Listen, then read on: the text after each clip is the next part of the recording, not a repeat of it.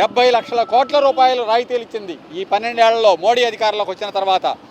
అదే సందర్భంలో పెట్రోల్ ధరల మీద ప్రజల మీద 65 లక్షల కోట్ల రూపాయలు వసూలు చేసినటువంటి పరిస్థితి ఉంది.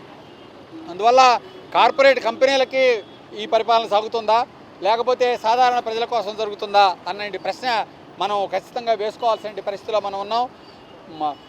ఈ మోడీ అధికారంలోకి వచ్చిన తర్వాత మొత్తం ప్రజల ఆస్తులన్నీ కూడా ప్రైవేటు కంపెనీలకు దారదత్తం చేస్తున్నాడు.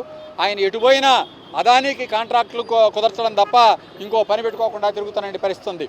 అందువల్ల మొత్తం దేశంలో ఈ రోజున ప్రజలకు సంబంధించినంత వరకు అటు కార్మిక వర్గం కానివ్వండి, రైతాంగం కానివ్వండి, ఈరోజు ఈ పెరిగిన ధరల మీద పెరిగిన భారాల మీద మొత్తంగా వ్యవసాయం అంతా కుదేలైపోతున్న పరిస్థితి, పరిశ్రమలన్నీ కుదేలైపోతున్న పరిస్థితి. వీటిని రక్షించుకోవడం కోసం దేశీయంగా మన దేశంలో కావాల్సినంత పెట్రోలు గ్యాస్ ఉన్నాయి. వాటిని వెలికితీసే ఆసక్తే పాలకులకు లేదు. ఓఎన్జీసీకి బదులుగా మన కృష్ణా గోదావరి బేసిన్లో ఉన్న దాన్ని రిలయన్స్ కంపెనీకి ఇచ్చాడు. నిన్ననే కోర్టులో కేసులో వాదనలైనవి.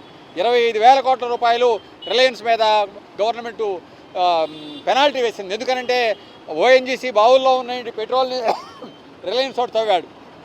అందువల్ల మొత్తం మోసపూరితమైన పరిపాలన ఈరోజు జరుగుతూ ఉంది. ఈ పెట్రోల్ డీజిల్ ధరల్ని తగ్గించడం అనేది ప్రభుత్వం కోరుకుంటే కష్టమైన విషయం కాదు. ఎన్నికలకు ముందు అంటే 5 రాష్ట్రాలు ఎన్నికలు జరిగినాయి కనుక ఎన్నికలకు ముందు వరకు ఏం చేశారంటే పన్నుల్ని కొంత తగ్గించారు.